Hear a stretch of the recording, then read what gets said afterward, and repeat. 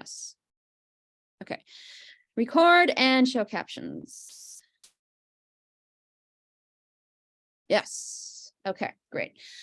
Okay, so yeah, welcome. It's hard to like do this and host. So anyway, I am not a Zoom aficionado, even though I've been working with this for like what, since 2020. Anyway. Okay. So what we're gonna do is just people keep coming in. Woo. Awesome. We're just gonna introduce ourselves. Me, well, I already did basically, but I'll also include some other stuff, and then I'll let the current students and my colleague Elijah introduce himself, and then we'll get going. So yeah, my name is Kyle Caponia. I'm the first year academic advisor in Kilachand. My pronouns are she, her. I am originally from Grand Rapids, Michigan, but I've lived all over. And what's something I appreciate about Kilachand? The students are pretty great to advise and watch blossom. So that's me. So Elijah, why don't you take it away? Yeah. So hello, everyone. I am Elijah Willig. I'm another one of the advisors that works at Kilachand Honors College. Pronouns he, him. I'm originally from Iowa, but now I've ended up on the East Coast, and I think it's been a big cultural shift, but it's been fun and enjoyable to be here in Boston. And something that I appreciate about Kilachand, I think that I appreciate that Kilachand really tries to meet students where their academic interests are, right? And sort of developing where their interests are and taking them all the way to the point of hopefully having them do a research project, right, around what fascinates them most in the world. And I think it's a wonderful process to watch develop over the years. So, but I'll let the people introduce themselves. So you're really here to get to know the students. And I'll just also add that Elijah manages the peer mentor program. So if you've been matched up with your mentor, Elijah was in charge of that. So thank you, Elijah. Okay, Ethan, why don't you go next? Sure thing. Hey guys, my name is Ethan. I use he, him pronouns. I am a bio major currently on the pre-med track, like I know some of my other students here are too. I'm from Waukesha, Wisconsin, which is about 30 minutes west of Milwaukee. And something I appreciate about Kilachand is definitely just the number of connections that you make, because there's not really any sort of group of people anywhere else on campus much like it. Like you have something in common with everybody immediately, and it's a very tight-knit network, and you get to know everyone's face. And I guess the nearest thing to it would be like a fraternity or something, but definitely not that. So thank you. Yeah, that's it. Thanks, Ethan. Catherine. Hi, I'm Catherine, she, they. I grew up in West Virginia. Now I'm here. I'm an English major, so I'm not pre-med, sorry. And I really appreciate, if I'm going to be honest, I appreciate the amount of free food that we get at different events. Hey, there's no shame in that. That's free food is great. Okay, the other Catherine as well, Catherine Knox. Hi, my name is Catherine. I use she, her pronouns. I'm a neuroscience major. I'm from Houston, Texas. So it's very, very hot here. It's in the hundreds right now. Something I appreciate about Kilachand, I think, would be the very close-knit community. So it's obviously like nothing you see on campus, and like you'll make a lot of memories. And I'm also pre-med, so the amount of times like you'll see students on a Sunday night in the common room just studying for the chem quiz the next day. You guys know what I'm talking about. But yeah, it's a really tight-knit community. Prerna. Hi guys, I'm Prerna. My pronouns are she, her. I'm a neuroscience major on the pre-med track from New Jersey. And something I really appreciate about Kilachand, as multiple people have mentioned before, is the close-knit community. But more than that, it's the connections that you get to make with your teachers, your advisors, your professors. I know all the teachers I've had, like within Kilachand, like my first year seminar teachers, my writing studio teachers, super well. And I would say it's a level beyond like the regular professors I have at BU, like my chem professor and my neuroscience professors, etc. So I really appreciate everything Kilachand has to offer in terms of your connections with your professors. And Emily. Hi everyone, my name is Emily Yoder. I use she, her pronouns, and I am a rising senior double majoring in comparative literature and history with a minor in Latin. And I'm originally from Southwestern Michigan, which I have to say it's great to see the number of Midwesterners in the room tonight. It's not usually like this. And something I appreciate about Kilachand is the opportunity to make really substantial connections with people in vastly different areas of study than your own, which I think is a really unique opportunity at BU because I think it can be easy to, kind of be cornered into like the Questrom community or the pre-med community. But in Kilachand, you get to make connections not only with other students, but professors studying something that may be like the complete opposite of what you're doing. Awesome. Thank you so much. Okay, so I'm gonna open it up to questions. If you feel more comfortable, if incoming students feel more comfortable putting it in the chat, can do that and we'll read them out. But I guess while you think about that, let's just go right into pre-med because I'm already in that mindset. I was talking to some incoming students today or emailing with them about pre-med. So like, I know that there is a pre-health advising office. Now, I don't want to say, anything wrong, but my understanding is that they don't meet with incoming students. They meet with you after you've matriculated in the fall, and then you have to like complete some kind of module before you're able to meet with them. Am I wrong, or what has your process been like? So that's correct. I know when before I matriculated, I was like emailing them asking if I could like get an appointment, and they said no. So when you come in, they'll set up a Blackboard account and add everyone who shows interest to that Blackboard account. And there's a series of 6 modules that you'll need to complete. And once those are completed, you can email the pre-health office and set up your first appointment. And from there on, you can just set up appointments whenever you need on Handshake, which is BU's like service that you can set up appointments with advisors on. Cool. Yeah, just to add to that, to be totally honest with you guys, I have not done those Blackboard modules yet. That's supposed to be a summer project for me. Reason being is because just being by nature of being a biology major in Kilachand, my first year was extremely structured. I knew exactly what I was going to do both semesters, and there was no like wiggle room or anything like that. And same thing with sophomore year, even it's this upcoming year is going to be pretty heavily structured. I'm not going to have much wiggle room. So it's not like I needed to figure anything out pre-med wise because I wasn't going to take more than 18 credits. And their website is super informative enough, I feel like. This summer, I'll be taking an online class that actually started today. And that class is going to be a pre-med requirement. And so I feel like that's going to help me a lot just to get some of those requirements out of the way. So I'm not going to have to be taking like 20 credits a semester my sophomore year. But yeah, it's extremely structured your first 2 years. So yeah, there's not much to worry about. That's later down the road. Question, Ethan, is the online course you're taking, is that through BU right now, or is it outside of BU? It is not through BU. It's Arizona State University's new online learners program. For what I could find, it's the best deal around. It's around $100 a credit, and I triple checked 3 times that my course would transfer over. So yeah. Excellent. Because yeah, I know that BU has started doing some summer courses online, which it should, just in this day and age. I mean, it won't be as cheap as that, but then you don't have to worry about, like, will it transfer, or, hubs and all that stuff. But, and then also I've heard different things about, like, you should take your pre-med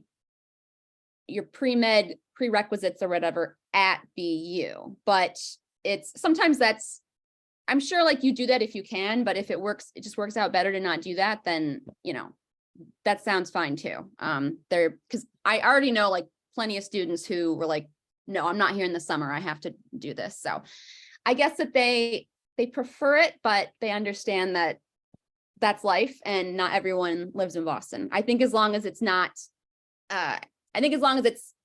you're taking the courses at a college and not just using the advanced credit. Cause I know like MA 123, like Calc 1 and Calc 2 won't be accepted, I guess, as fulfillment. Like advanced credit will not be accepted as fulfillment of that if you're pre-med, even if you have the credit. That's my understanding. So anyway, very long-winded answer.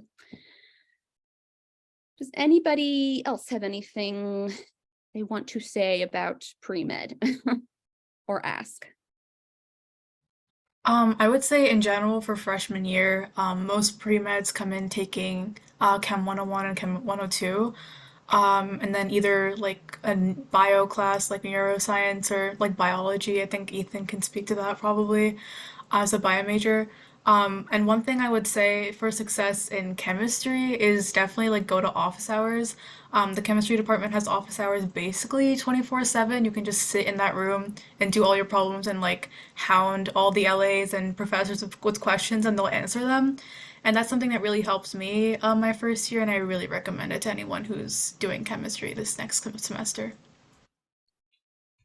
And that room is, what room is that? There's a chemistry room? Sorry. Yeah, it's in the Metcalf Science Building where most people will have their chemistry lecture, and it's like the room across from the lecture hall. So you'll know it when you see where your first lecture is.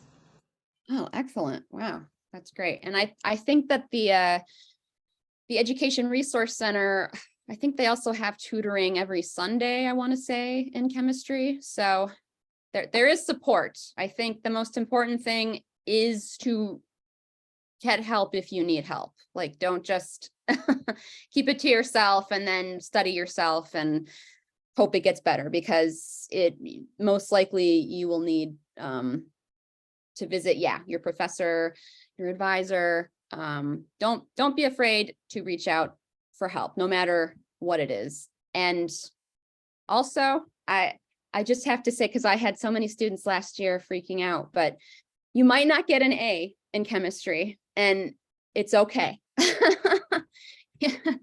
Just do your best. And, I understand you want to get an A or a higher grade, but like it may not happen. It's okay though. Just, you've got to do your best. And oh, we have a chat question. Someone is asking me if I can talk a little bit about the early medical school selection program. I think, is that the M-Medic? I want to say, I'm honestly not familiar with that as maybe as pre-med advisors would be. But does anybody else know? Is anybody else familiar with that? Yeah, I can think- speak on that a little bit. You can go ahead. Do you want to go? No, go ahead. So you can go first, actually, Verna, if you want. So M-Medic is BU's, like you said, early admission program to BU's med school. You apply your sophomore year. I think the application is due like second semester. And there are a lot of information on M-Medic is actually on the M-Medic website or on the pre-health website. Definitely something to ask pre-health advisors about. But basically, you apply as a sophomore. You don't have to take the MCAT or anything before you apply, but it is a requirement if you get into the program. And you go through a series of like regular application stuff, like essays, like your GPA and stuff, and then I think a set of like 2 interviews, and then you hear back the summer of your sophomore year. And that's basically it. And then once you get in, you have a set of requirements that you have to fulfill, but that's like a later problem. I would recommend if you're thinking about applying to M-Medic, definitely get the pre-med requisites out of the way as soon as possible, just because they require you to take the MCAT, like I think the summer after your junior year. And that's like a lot because you're just getting out of your junior year and you're having to study for the MCAT that's literally going to happen in August or July, depending on when you want to take it. And that's something that I'm looking into. So definitely getting those pre-med requirements out of the way. Like if you have a minor like I do, like maybe pushing that off until you get those pre-med requirements out of the way if medic is something that you genuinely want to do, and just thinking about whether or not a gap year is going to work for you or maybe not, because after medic and after like taking the MCAT junior year, you're going to like go straight into med school. So just also taking that into consideration, whether you want to go straight into med school or take a break, and then just like working that into planning your future schedules. Great. I'm so glad you are here because I could not speak to that. Okay, so if there's no more about med school or pre-med, I mean, if there is, certainly ask some more questions, but I think to bring other majors into this, I was wondering what's something each of our current students, like at this point last year, or when you were an incoming student, like what's something you wish, you know now that you wish you'd known then, I guess, especially even if it's Kilachand specific, okay, but it doesn't have to be. I know it's been a while for some of you. Yeah, Emily. I think the biggest thing I would have told myself like 3 years ago going into freshman year is in the beginning, throw a lot of things at the wall and kind of see what sticks. Like say yes to club email lists, sign up for anything that interests you. Like it doesn't have to be a long-term commitment. Just go to the first meeting, see what their emails are like. And then you kind of narrow that down into a community that works for you. But that being said, also, I think something I would have told myself is stay as far ahead on work as possible so you can say yes to spontaneous plans and really just say yes as much as possible. And then I think you find yourself with new groups of people or new parts of campus that you wouldn't have found otherwise. And it's good to kind of give yourself like some academic cushioning to be able to do that. Yeah, this sort of goes with the trying new things, but I think that obviously if you're in like engineering or pre-med where your schedule is super laid out, this isn't always possible, but trying to get your hub credits in through classes outside of your major, because there are some that are just really hard to get in your major. And so you'll be like scrambling your last couple of years, and it's so much easier to like take an intro level class and learn something new in a different topic and then get your credit that way.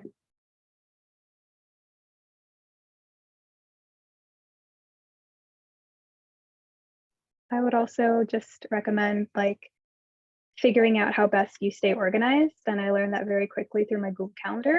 I know that to some who have seen it, they say that it looks like hell, quite literally, because it's literally packed to the brim with every event, every class, every office hour thing. But I think in the end, even if your Google Calendar looks really bad, it's worth it to be very organized early on, and then you can continue that habit as you go through college, and knowing that like every single thing you plan out can just be there. Even if you decide not to go to it, at least you just planned it out rather than forgetting an assignment or something like that. Yeah, and I would say just to add on to that, freshman year can be really stressful, especially because it's kind of the first time you're independent, you're learning to adult on your own, and on top of that, you're in school, you're trying to do well in classes, and from the perspective of being pre-med, I know it was very stressful for me. So one thing I would want to say to my like former self would be like take time out for yourself, make sure you're actually practicing self-care. Like Boston is a great city. It's one of my favorite cities. Like go out and explore on the weekends, watch a movie with your friends. Like there are literally unlimited things to do in Boston, even on campus. And like make sure you take the time to explore all of that. Otherwise, like your 4 years will be up and you wouldn't have explored any of it. Yeah, I'd love to just echo the tips about stress relief, especially. I think something that I found to be very important for me was to separate my like academic spaces versus my relaxing spaces, and so that's why I never really like hold myself up in my room too much. If I did work, it was usually like downstairs in the common room, so that when I got back up to my room, like I didn't take all of that academic baggage with me, and I think that just helped me sleep a lot more, and you're more focused somewhere where you can't just like kick your feet up on your bed, and you don't have like all of your personal belongings at your disposal. So just find multiple spaces. Don't be holed up in your room. I know for some of you, if you bring like a desktop computer, that's gonna be very difficult because I see it with my own suite mates. But try to find a different space to do your stuff, to stay focused there and separate your two sort of lives, and you'll be a lot happier. Awesome. Thank you so much. I love those answers. And Emily in the chat, I absolutely agree and echo what you say. If you are in a STEM heavy major, or just like, you know, that your major is not, if you already know the hubs that your major is not going to fulfill, the Kilachand curriculum is a good hub pathway. So it is a good way to fulfill those hub units that you wouldn't fulfill with your major. And yeah, I think with the for those of you, well, for all of you, you've all gotten. I reached out to you as your Kilachand advisor, but you also were reached out to by your school / major advisor, and I'm sure they said, at least one of your courses should be a hub course of interest. So one of those hub courses of interest should be your Kilachand seminar, your first year seminar. And so that can serve as hub fulfillment, but also it's a requirement of Kilachand. And I will just say, if you haven't registered for Studio 111 yet, I mean, from my perspective, a great way to succeed in your first semester is register for the Kilachand classes you need to register for. So if you're in CAS Writing 120, drop that and add KHC ST 111 Studio 1. That is the writing seminar that's required for Kilachand. And then the other course is the KHC seminar you're interested in. If it's still open, there, a lot of them are full at this point and we can't over enroll them, but just wanted to be clear about that. Anyway, any further questions from incoming students? Or I actually, I have another question. So you talked about taking time, making sure that you practice self-care, and I think that that's very important. Oh,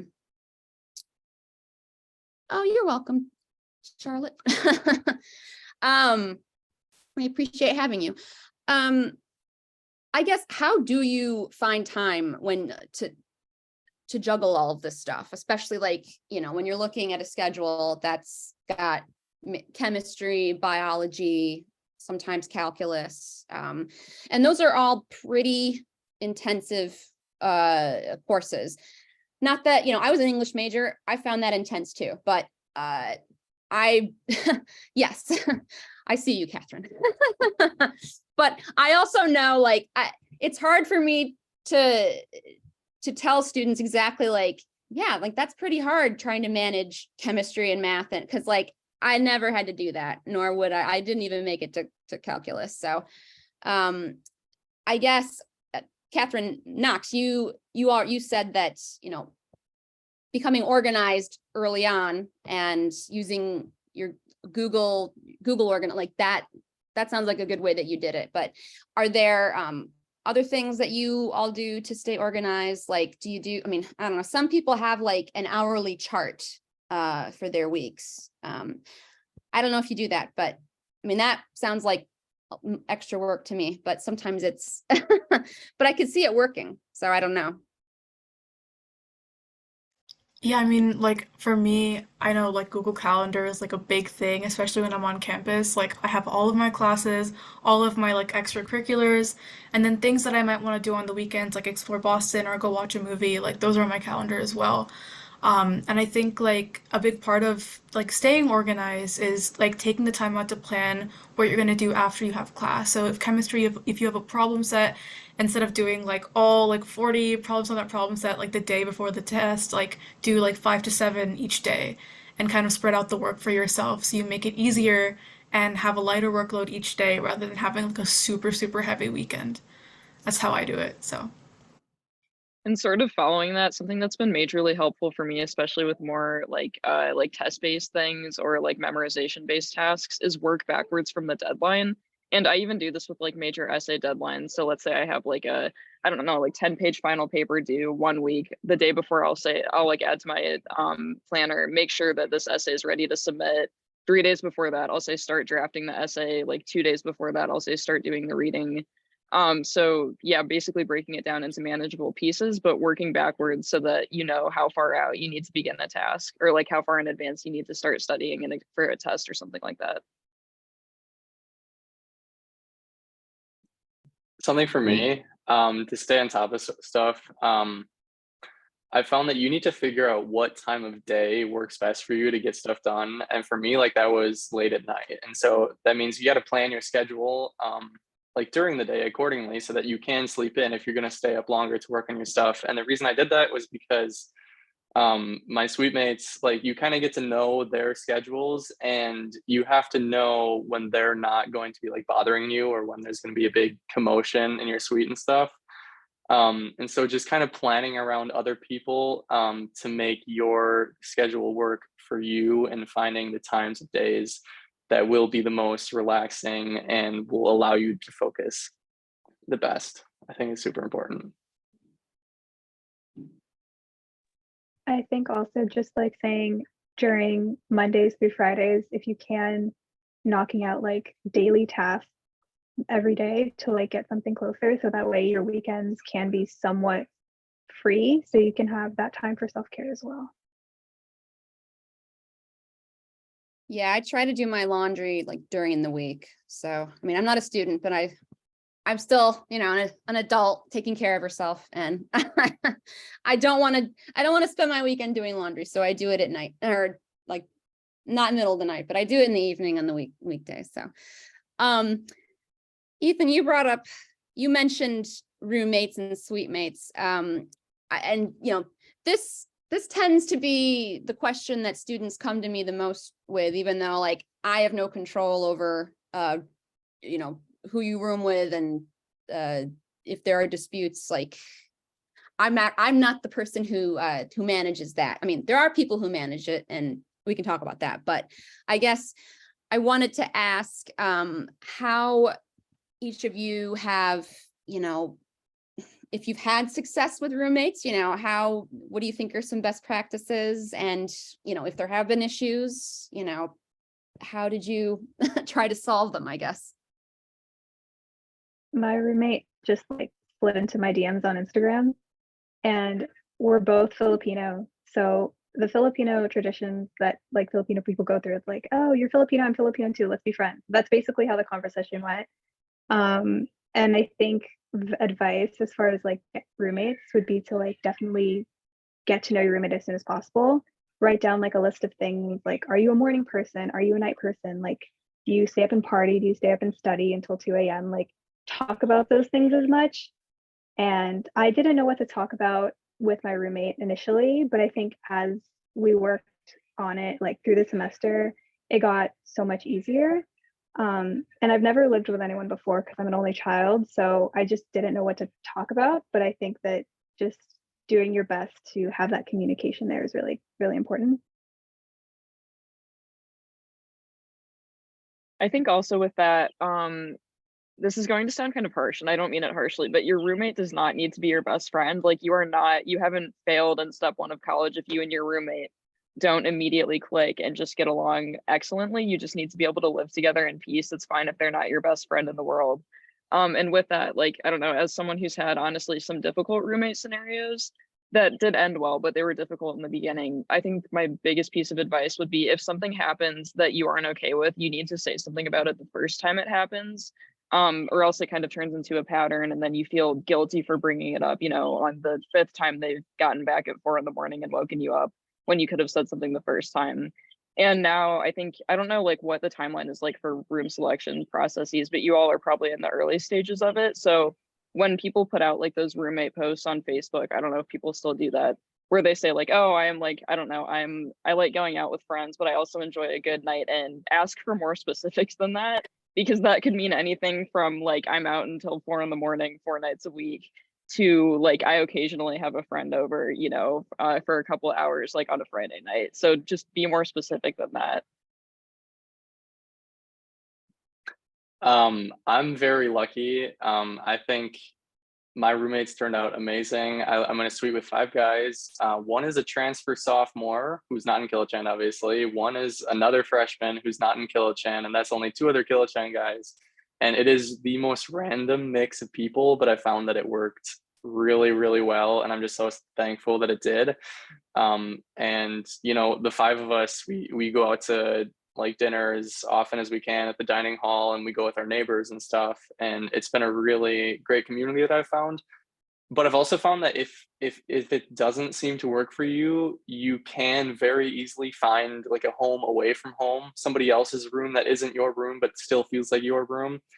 Or you can be the person to have that room that's the home away from home for somebody else. I know there's a couple guys who, if they show up at our door, they could walk right in as if they were my own suite mates, because they'd prefer to spend time in our room than their room. And so you can just as easily find something else like that. So your social life isn't defined by your suite mates. Or you can get really lucky and maybe it is. So I also just want to take a minute to advocate for going random. I went random my freshman year. My roommate and I are best friends. We're rooming together next semester and like probably for 4 years as well. It was a great experience for me, and in my opinion, like you can't go wrong with going random. So yeah, love going random. It's great. Yeah. I was gonna say, I'm also a big advocate for going random, because when you do that, BU makes you fill out a questionnaire with like the kinds of questions that we said you should be asking, like, do you stay up late? How late do you stay up? Are you going to do this or that or that in the room? And it really is extremely thorough. I did not become like besties with my roommate, but we lived together very well because we had very like compatible schedules. And so if you are going to go random, do not worry about it. The worst that happens is you have to like request a change, which is something that they can do. And if you aren't going random, think about like maybe taking those questions as a sample of something that you should maybe talk about with your roommate before you decide you're going to live together for an entire year. Another thing, like one more thing I want to say is, I know everyone maybe like wants the best possible outcome with roommates and suite mates, but hopefully this doesn't happen. But if you do get to a point where you and your roommate just don't click, I am somewhat heavily invested in Res Life. And so I work there, and then I work with the director of Res Life. And so you can definitely talk to Res Life. It's at 575 Commonwealth. Just set up an appointment with with Saffron or with Tim. You'll get to know them, hopefully, but just talk to them, really go through it, and they can hopefully figure something out for you. And definitely Res Life is a really great community. But yeah. Thank you. Those were great answers. And I've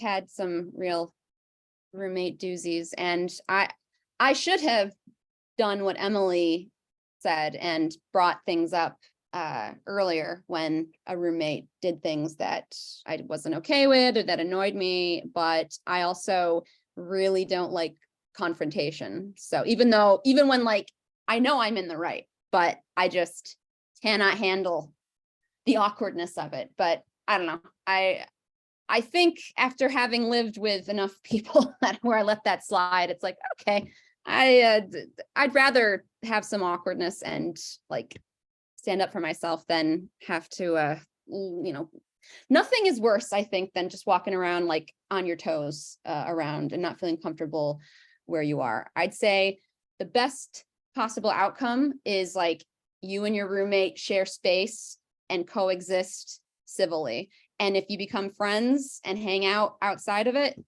that's great. That's like an added bonus. But I'd say I'd rather be just comfortable living with someone than needing to be, their best friend. So anyway, but yeah, Perna and Sydney are like the dream. Like you two are, you have like a beautiful roommate and friendship. So story. Okay, we have some questions. Is the first year seminar mostly, so like ST 111, the writing seminar, is it mostly about the summer reading? Yes, I think a large part of it will be tied to the summer reading, which is going to be, it's Dawn by Octavia Butler. Have any of you read that? Any of our current students? Yeah, I have not either. But yeah, like last year, these students had to read, the summer reading was new last year, so you all had to read The Thing She Carried, or All That She Carried. I can't remember. Yeah, okay.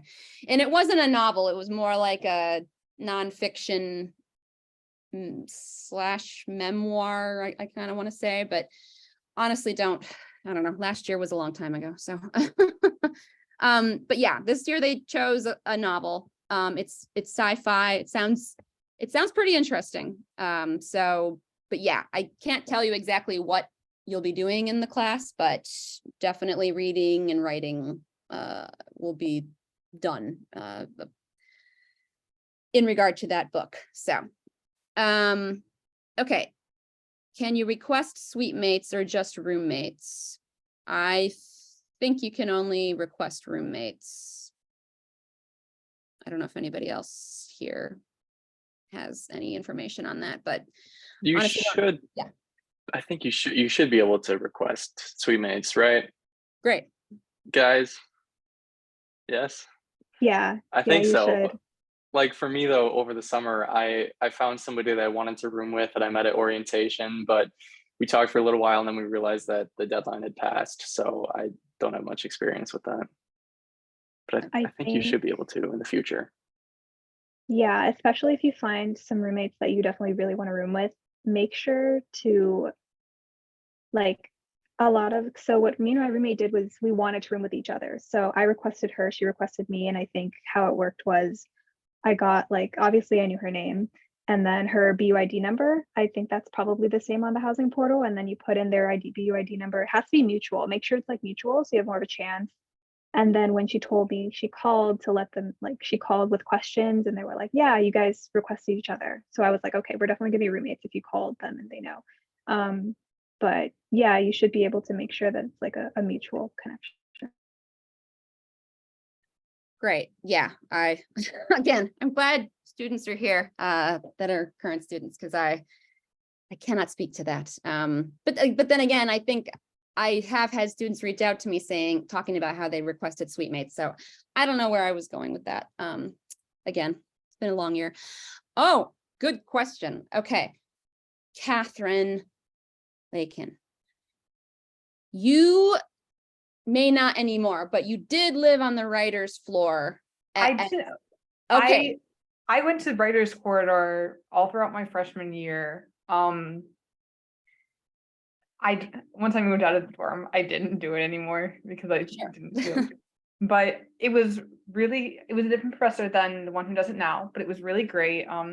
It's really kind of just like a community. It's not, I wouldn't say it's mostly non-freshmen. I'd say it's a good mix.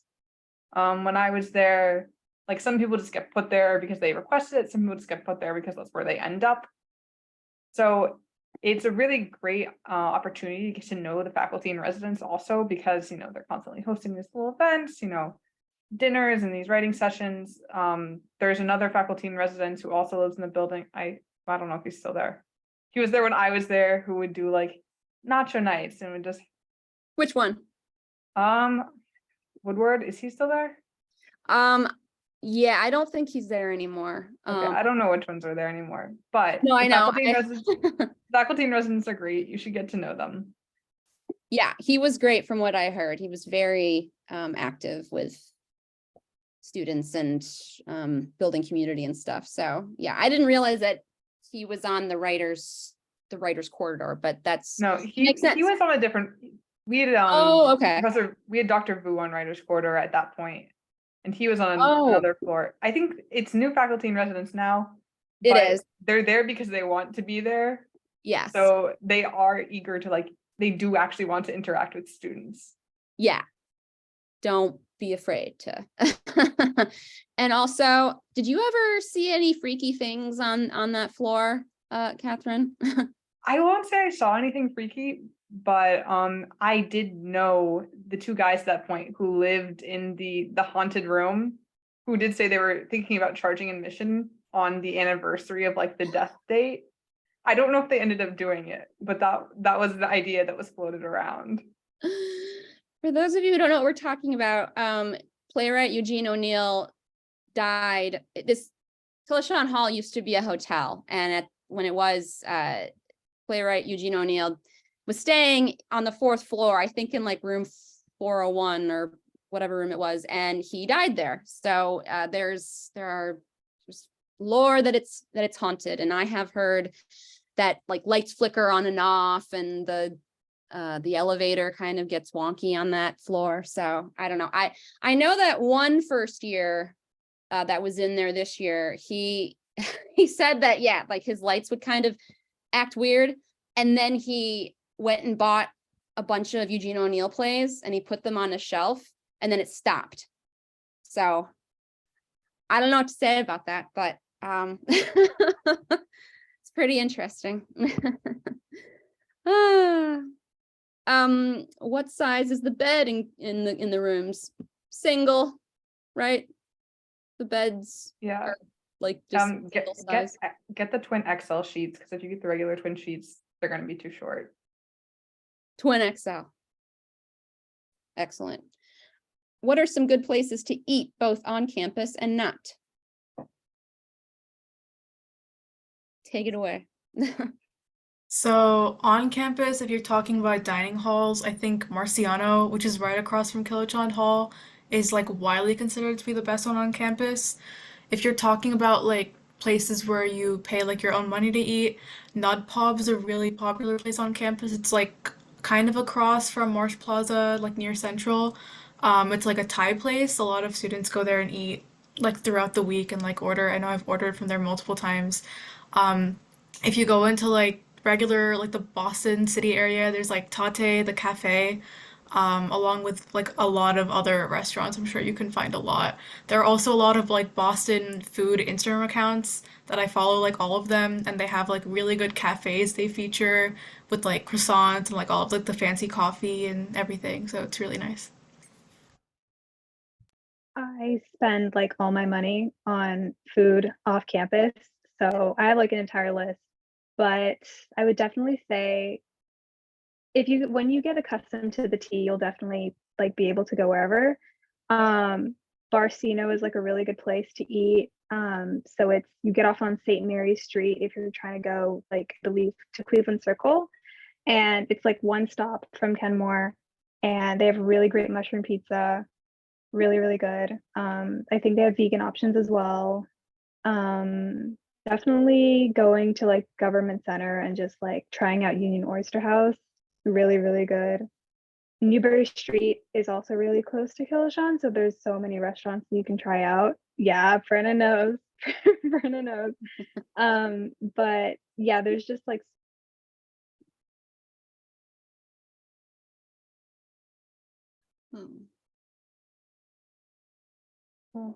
I also have an entire elaborate spreadsheet of places to eat. I say make the tea your friend. I go to Chinatown all the time to go to like the bakeries there because they're great.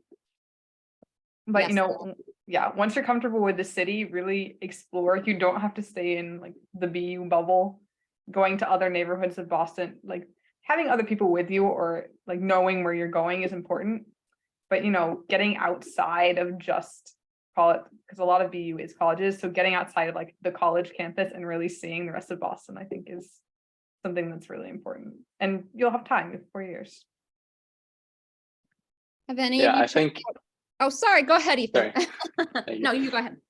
I think I told myself I'd get off campus a lot more than I actually did, unfortunately. But when I did go off campus with my friends, I remember right at the end of the semester, we went to Harvard Gardens in Beacon Hill neighborhood, just kind of to celebrate. We've also been to Cambridge a couple of times. There's lots of good stuff down there. We went to first semester, we went to like an Indian restaurant called Singh's Dhaba. That was really, really good. But yeah, don't be afraid to go across the river because there's also a lot of great options there. Yes. have any of you current students and Elijah, have you gone to the North End at all? Yeah, it's like the Italian section of Boston.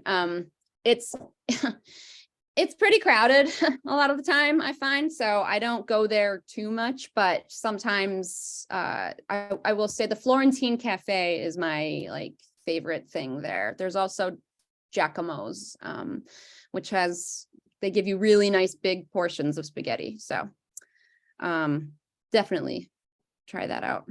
Also, everywhere you walk, you're gonna see people holding the box of like Mike's pastry cannolis. But like it's iconic, but there are so many bakeries. Try them out because a lot of them are better. And there's always a huge line at Mike's, and I just refuse to wait in line for anything. Nothing's that good in my opinion. So like you can get a cannoli like down the street somewhere else. If you do Okay. decide to go to Mike's Pastries, you do need cash. So you need to bring like a whole lot of cash if you do decide to go there. I feel like that goes for Chinatown as well. A lot of places, not a lot, but many of the places are cash only. Right. Do you prefer the T or the BU bus with getting around campus? Last semester and I think my first semester, I had a lot of like days where I had to get from West Campus to East Campus in like 15 minutes, and it was not a 15-minute walk. So I would either have to rely on the T or the BU bus. And there's pros and cons to both. The T, you know when it's coming because there are apps that tell you when it's coming and it's usually on time. But if the T is super crowded, it can just pass by the stop and it won't let you on. On the other hand, the BU bus, like you don't know when it's coming a lot of the time, like the app can be kind of unreliable, but it'll always stop no matter how crowded it is. At least that's what it is in my experience. And the BU bus is faster than the T, especially with like the slowdowns the T has been having recently. So take from that what you will.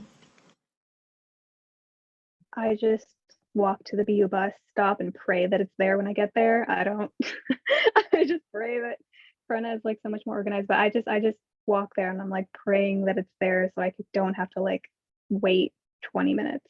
Yeah. Also an alternative that a lot of people don't think about, if you're gonna spend money on the T, but the T is too crowded, the 57 bus runs the exact same route as the B line. So if you're comfortable taking the bus, it comes at about the same interval as the T, and it's usually less crowded during the day if you want to give that a shot. Yeah, I think you can definitely use either. The convenient thing about being all the way on the end of East Campus is that typically we'd go to the Blandford Street stop, which is the first above ground stop on East Campus. And if I'm trying to get to West Campus, I get off at Amory Street, which is kind of right in the middle of West Campus.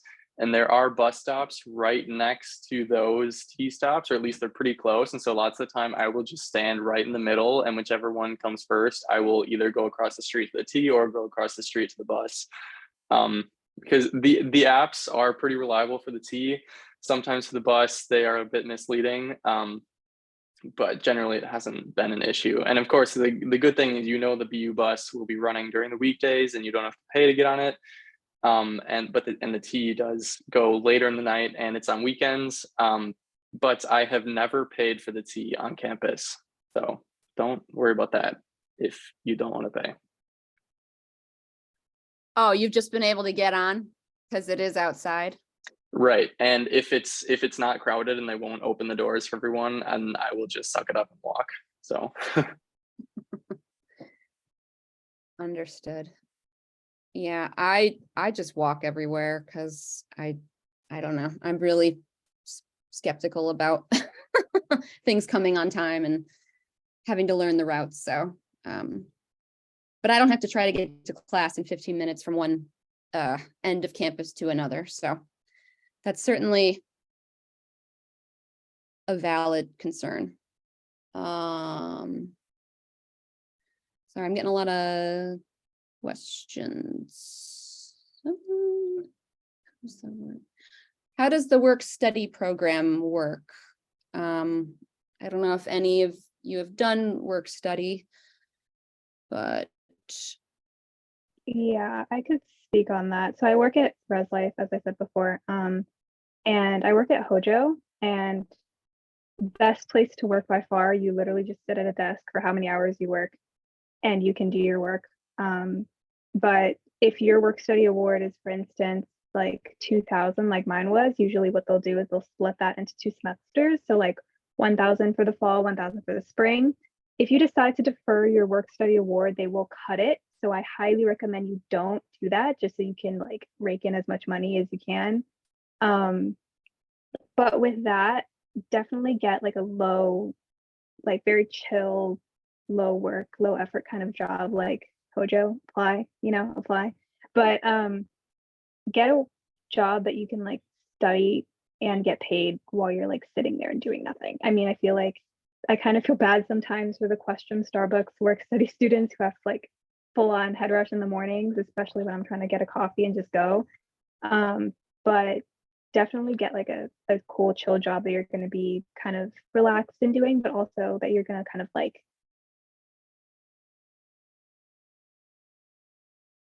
I think probably a good example of that might be working in the library or one of the libraries. That sounds like a pretty sweet deal. Okay. What computer would you recommend for a pre-med major? Somebody else want to answer that? I'm very passionate about this topic. I have the new MacBook Air M2. It has been lightning quick and it has not slowed down since I got it last summer. And I also have the newest iPad Air. And together, I want to say I got this bundle for like $1,600 or less. I think it's a great option because you absolutely need to do handwritten notes. I would not recommend typing your notes. And a MacBook Air will be good for all of your needs. And an iPad is super helpful to have on the side. So, yeah. And for any people that are not Apple fans or who don't want an Apple computer, I like the Lenovo computers. They're really quick, they're really nice, and I'm a fan. Also, to reiterate what Ethan said, you definitely do need an iPad. It's very helpful. I do literally all of my work on my iPad. I have not touched like a pen and paper since I got to campus, like besides Post-its. So highly recommend. I'm gonna step in as like a huge proponent of handwritten notes. Just, I mean, obviously it varies from major to major, but I am like a firm believer in the fact that handwriting notes on paper makes you remember things better. And I'm sure an iPad works the same, but there is something nice about having like a stack of handwritten notes at the end of the semester. And honestly, it can be easier to find things quickly if you just flip back a few pages versus scrolling. So I don't know, there's something on both sides. Also, I will say that this is specific to humanities, I think, but not, I wouldn't say most, but you will occasionally get a professor who's like, I don't want you on your computers because I don't think you're like paying attention to my class. So I've had a couple like humanities professors who demanded handwritten notes. I don't think huge, that's ever actually. I happened was to in anybody two. in a STEM class Yeah. based on talking to people. No, I was in 2 classes last semester where technology was not allowed in any Yeah, shape no, or form. So I've be had prepared. several professors who are like, I don't want to see your laptop out. I don't want to watch you check your email. Yeah. All right. With, oh, did you want to? No, go ahead. So fall semester, I did all handwritten notes for Chem 101. My hand hurt. Got the iPad second semester. It was a big lifesaver. You do have to write your lab procedures in Chem 101. Just FYI, it sucks. There are a lot of thoughts. You will get a lot of complaints from your fellow chemistry students from this, but that's one of the things you have to do with lab. Definitely if you're taking Chem 101.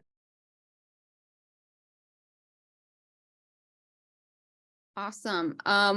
So I'm just being conscious of time. We have a few more minutes. I got one more question and I probably know the answer to it, but going to see if anyone else wants to tackle it. Where did it go? How hard is it to apply to like a double major between different schools? I can say that double major is actually if you're doing 2 majors within the same school. A dual degree is if you're doing a major, like say in College of Arts and Sciences, and then another major in Questrom. So, I don't know if any of our current students are doing that, but if you're not, then would probably. I'm Yeah. not doing it. I do have several friends who are. I have a friend who's doing one from across Wheelock, which is the School of Education, and CAS, which is Arts and Sciences. One thing I would say about that, if you want to do dual degree, like make that decision right away, because both of your majors are probably going to have prerequisite classes. And so if you were say, oh, well, I'm gonna like do this major and like focus on that for like the first 2 years, and then I'll get started on the other one, they're going to be classes that you should have taken before to get into these classes that you now want to take. So if you decide you want to do a dual degree, decide that as soon as possible so you can create a very accurate course map. Yeah, and I think it also it depends on what school you're trying to get into. Some schools have more prerequisites than others. And sometimes like, you know, your major may just be too like it. I don't know how you could do like biomedical engineering along with something else. Like it's just very, very that's a tight schedule anyway. So yeah, okay. I know we had one more about study abroad, but we have 1 more minute left. So what I'm gonna do is, yeah, I know that some of our current students have already posted their emails. Thank you very much. If you're open to letting some of these students reach out to you, that's great. Obviously, you can reach out to me too. I will definitely reach out to you if we didn't get a chance to answer your question, just because I will have the transcript of this, but I'll also post this video so sometime this week, so you'll be able to refer to it. Thank you all so much. Thank you to my current students for attending and helping out. I could not do this without you. Thank you to the incoming students coming. I hope we've, you know, made this a little less stressful to you. Thank you to Elijah. And yes, thank you, everyone.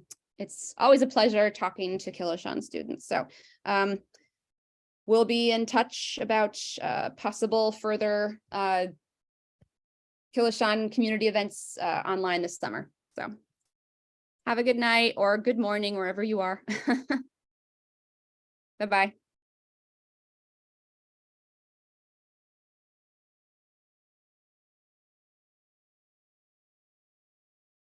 Thanks. Thank you so much.